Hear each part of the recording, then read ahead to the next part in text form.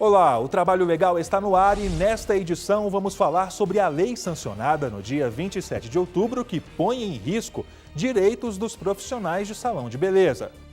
Em Brasília, 32 novos procuradores do trabalho tomam posse. Vamos falar também sobre assédio moral, uma prática abusiva no ambiente de trabalho que pode ser definido como qualquer conduta que ocorre de forma intencional e frequente e que fere a dignidade e a integridade física ou psíquica de uma pessoa. Tudo isso e muito mais agora. O Trabalho Legal é o programa do Ministério Público do Trabalho em parceria com a Associação Nacional dos Procuradores do Trabalho. E uma lei sancionada no dia 27 de outubro põe em risco direitos dos profissionais de salão de beleza. Para o Procurador-Geral do Trabalho, Ronaldo Fleury, a proposta viola a Constituição Federal, pois reduz a proteção social e favorece a precarização do trabalho. O presidente da República, Michel Temer, sancionou no fim do mês passado a lei do salão parceiro. Mas, para o Procurador-Geral do Trabalho, Ronaldo Fleury, a mudança na legislação é um retrocesso para os trabalhadores. Permite que os trabalhadores em salão de beleza, como cabeleireiros, manicures, pessoal de maquiagem, trabalhem como prestadores de serviço por meio de empresas, que eles formem empresas para trabalhar. Uma prática que já existe em alguns salões de forma ilegal hoje. Busca legalizar essa forma de contratação, que é uma forma absolutamente ilegal, precarizante do trabalho desses profissionais. A lei passa a regulamentar uma prática bem conhecida do setor de beleza. Profissionais trabalham como autônomos e são remunerados por comissão e não necessariamente por salários. Só que, segundo Fleury, a proposta viola a Constituição Federal, pois reduz a proteção social e favorece a precarização do trabalho. O Procurador-Geral já havia encaminhado ofício ao presidente da República pedindo o veto integral do projeto de lei 5.230 de 2013 da Câmara dos Deputados. Além disso, ele ainda afirmou que a nova lei contraria o artigo 5º da Constituição. Na nova lei vai ficar assim: os salões de beleza poderão firmar contratos de parceria com cabeleireiros, barbeiros, manicures, maquiadores e eles atuarão como autônomos, sem vínculo empregatício. Só que isso tudo pode ser desvirtuado e favorecer, inclusive, o aparecimento de fraudes. Essa nova lei realmente ela traz um prejuízo grande para o reconhecimento de vínculos de emprego, para o reconhecimento de trabalhadores. Para o trabalhador, essa lei é muito ruim. Para o profissional de beleza é muito ruim. Por quê? Porque o empregado ele deixa de ter os direitos trabalhistas como férias, 13º, terço de férias, horas extras e outras diversas questões como FGTS, INSS, e passa a ser uma pessoa jurídica prestando serviço para um salão de beleza.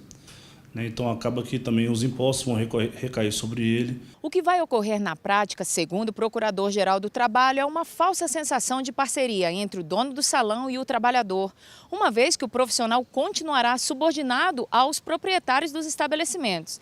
Além disso, a lei vai reduzir ainda mais a arrecadação do imposto de renda e da contribuição previdenciária devida pelos empregados e pelos profissionais de beleza. Segundo dados da Associação Nacional do Comércio de Artigos de Higiene e Beleza, os donos dos salões costumam repassar aos profissionais entre 30% a 60% do valor dos serviços prestados. Se ele tem a carteira assinada, o horário para cumprir, ele fica aquele determinado horário, então ele tem que cumprir. No caso, se eles não têm a carteira assinada, eles mesmos fazem o horário deles. Mas eu acho que todos os trabalhadores teriam que ter todos os direitos, todos. A lei também pode incentivar a pejotização, que é a contratação irregular de trabalhadores como pessoa jurídica, abrindo espaço para a flexibilização dos direitos trabalhistas. Em vez de eu contratar um trabalhador, eu contrato uma empresa, mas essa empresa nada mais é do que o próprio empregado. E isso ainda traz um problema muito sério para a Receita Federal, que é a sonegação dos impostos, essa perda de receita decorrente dessa pejotização, porque vai ser, na verdade, uma empresa prestando serviço para outra e não um trabalhador que tem os seus tributos recolhidos na fonte. Com a carteira assinada, o profissional tem todos os direitos trabalhistas garantidos como 13º salário, férias, FGTS, horário fixo de entrada e saída, horário de almoço, enfim. Já o regime de parceria, o profissional perde todos esses direitos. Hoje, a arrecadação com o vínculo de emprego é maior porque é uma arrecadação de imposto de renda, você tem o INSS, você tem o FGTS, que é uma garantia de emprego para o trabalhador que ele não terá mais.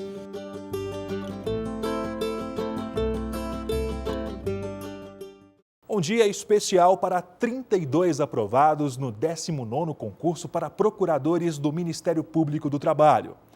A posse aconteceu no auditório da PGT em Brasília. Entre outras vilas do Brasil, a pátria amada, dos filhos deste sol gentil, pátria amada, Brasil. Na mesa, o Procurador-Geral da República, Rodrigo Janot, o Procurador-Geral do Trabalho, Ronaldo Fleury, a Vice-Procuradora-Geral do Trabalho, Cristina Aparecida Ribeiro Brasiliano, além de membros titulares da banca examinadora e representantes de instituições. Logo depois, o termo de posse foi lido pelo diretor-geral do MPT, o Procurador do Trabalho, Leomar Daroncho. Tomam posse no cargo de Procurador do Trabalho, do quadro do Ministério Público do Trabalho, prestando o compromisso de cumprir fielmente os deveres e atribuições do cargo. Um a um, os novos procuradores subiram ao palco para receber a carteira de identificação funcional.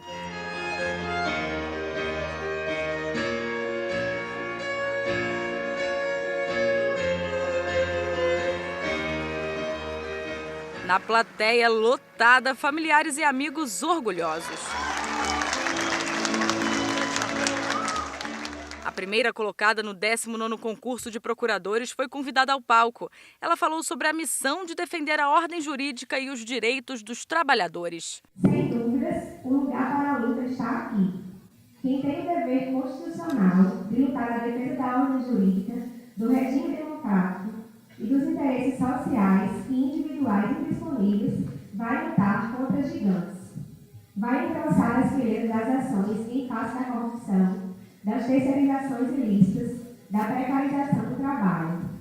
Vai marchar contra o trabalho escravo e contra o trabalho infantil. Ariane aproveitou também para dar as boas-vindas aos colegas. Essa noite é, sem dúvidas, uma noite que ficará para a história. Tamanha a grandiosidade do que é tomar posse no cargo de procurador do trabalho. É uma felicidade imensa, que enche o peito e sufoca. Inacreditável muitas vezes, mas estamos aqui. O mérito pessoal de vocês, que hoje estão sendo empossados no cargo de procuradores do trabalho, é inegável. Ao submeterem-se ao processo seletivo do republicano concurso público e nele obterem êxito, demonstram que estão aptos juridicamente para a relevante missão abraçada pelos membros do Ministério Público brasileiro. A lista de vocês aprovados no 19º concurso para provimento de cargos de procurador do trabalho externa aquilo que é inquestionável: sua capacidade intelectual, o esforço, muitas vezes e com certeza familiar, na realização de um sonho profissional. Já o Procurador-Geral do Trabalho, Ronaldo Fleury, lembrou dos inúmeros desafios que os 32 novos procuradores têm pela frente. Nós, membros do Ministério Público do Trabalho, temos a obrigação, somos remunerados para mudar o nosso país. É nosso dever a luta permanente para assegurar que cada trabalhador tenha seus direitos respeitados, que não seja humilhado, submetido a condições indignas, mutilado ou até perca a vida em razão do trabalho. Que nossas crianças não percam a infância no trabalho. Depois da posse, os novos procuradores participam do curso de ingresso e vitaliciamento.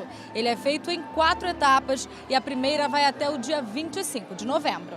O curso vai nos em primeiro lugar, nos introduzir à instituição, na parte administrativa, conhecer a parte administrativa da instituição, os sistemas, cadastro para trabalhar com PJE e também diretamente o trabalho das coordenadorias, né? Os 32 procuradores vão ser lotados em vários estados do país. Quem participou da posse anterior já está colocando a mão na massa. Estou aqui na segunda vez tendo essa oportunidade, né? Muito gratificante, é o sonho realizado aí de estar na carreira. E agora aqui junto aos meus colegas aqui, mais 26, junto com a gente, tendo a oportunidade aí de ser um instrumento aí de transformação. Já estamos atuando, né, desde junho, a posse anterior foi 20 de junho, e desde então estamos em Paraná. Foram 6.324 inscritos para este 19º concurso público. Um orgulho e tanto estar entre os 32 e poder cumprir a missão de defender os direitos dos trabalhadores. É o início de uma nova jornada agora, porque a gente não pode esquecer que todo o esforço da gente foi feito para ser empossado num cargo de grande importância e principalmente para contribuir com a sociedade brasileira, principalmente defendendo o direito dos trabalhadores.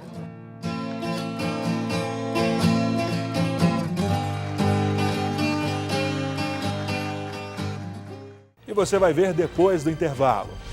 Empossados, os 32 novos procuradores do trabalho iniciam curso de ingresso e vitaliciamento.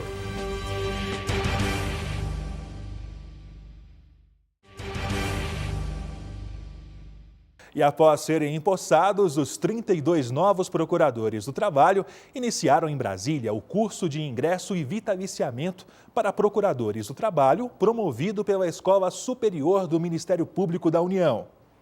Esse é um período em que os membros do MPT vão conhecer melhor as áreas de atuação da instituição. No auditório, atentos a tudo o que se falava, os novos procuradores do trabalho. 32 novos membros do Ministério Público do Trabalho participaram do curso de ingresso e vitaliciamento. Ao todo, serão 4 fases. O curso ele é longo, ele tem 360 horas, ele é dividido em 4 fases. O período de estágio probatório é de 2 anos. Ele é dividido em 4 fases. A primeira fase agora tem 132 horas aula, que é no mês de novembro deste ano, de 2016. Depois teremos a segunda fase no mês de maio de 2017. A terceira fase já vai ser sempre depois das outras fases de 76 horas aula cada uma. A segunda fase, então, vai ser em maio de 2017, a terceira em agosto de 2017 e a quarta em maio de 2018. A intenção é mostrar na prática o trabalho dos procuradores por intermédio de palestras, mesas redondas e ações fora de salas de aula. O curso de ingresso e vitaliciamento, ele tem por objetivo exatamente isso, levar aos novos integrantes da carreira a nossa experiência diária. Então, nós temos o objetivo do CIV é dar uma capacitação prática, uma capacitação da atividade diária do Ministério Público do Trabalho, bem prática, para que eles saibam o que eles vão encontrar quando eles chegarem nas suas unidades de lotação. Para falar da rotina e do trabalho de um membro do MPT, os procuradores Alessandro Santos de Miranda e Glaucio Araújo de Oliveira participaram de um bate-papo com os aprovados. Então vai ser uma troca de experiências práticas. Estou falando com o Dr. Glaucio também, procurador-chefe da 9ª Região, para tirar dúvidas e trocar experiências com os novos colegas. Nada melhor do que ter essa mesa redonda com quem já atua há mais tempo no cargo. Não é, procurador? É interessante tratar um paralelo de como funciona essa relação da chefia na sede com as procuradorias do trabalho. Tem que ser uma relação harmoniosa para que funcione bem o trabalho. Temas como o papel do Ministério Público na sociedade, formas de atuação, as realidades regionais, discriminação, assédio, instrumentos de atuação do MPT e vários outros assuntos serão debatidos na primeira fase do curso. A nova procuradora do trabalho, Ludmila Pereira, conta da expectativa do curso que vai servir de base para a prática do trabalho. A expectativa é enorme. Primeiramente, acho que conhecer o órgão, os colegas e ter acesso a algumas matérias que o Ministério Público do Trabalho mexe de uma forma muito específica. E agora lidar com isso de uma outra forma, que é como procuradora do trabalho. Antes eu estudei para um concurso, visei isso, via como um sonho, e agora realmente poder estudar aqui dentro, né, dentro do órgão. Tiago Cabral era analista processual do Ministério Público do Trabalho e agora, já como procurador, vai atuar no estado de Macapá. Que a gente já começou a ter amor para a cidade de Macapá. E aí já começa a perceber, olha, aqui tem que eu posso ver o trabalho infantil ali, o trabalho do procurador, melhorando não somente o meio ambiente do trabalhador, que está ali inserido no contexto empresarial, mas a própria população que se utiliza daqueles serviços. E aí você vê o seu trabalho, né, gerando benefícios à sociedade. E como o recém-possado afirma, tem muito trabalho pela frente. Vai ser um bom trabalho, espero corresponder às expectativas da sociedade que deposita no procurador e ao órgão do Ministério Público os bens mais caros da sociedade, os bens disponíveis, sociais, que estão lá na Constituição Federal, e espero sim, claro, corresponder a essas expectativas.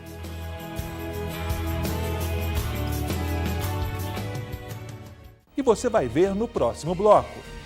Violência no ambiente de trabalho não é um fenômeno novo. As leis que tratam do assunto ajudaram a diminuir esse problema, mas não resolveram totalmente. Fique ligado.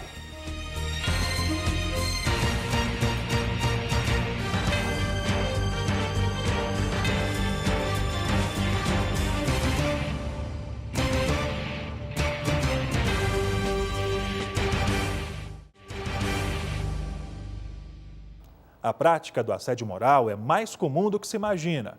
Isso acontece por meio de comentários indevidos, atitudes, e-mails. Normalmente acontece de chefe para subordinado. É o comportamento de alguém para rebaixar uma ou mais pessoas de forma maliciosa ou humilhante.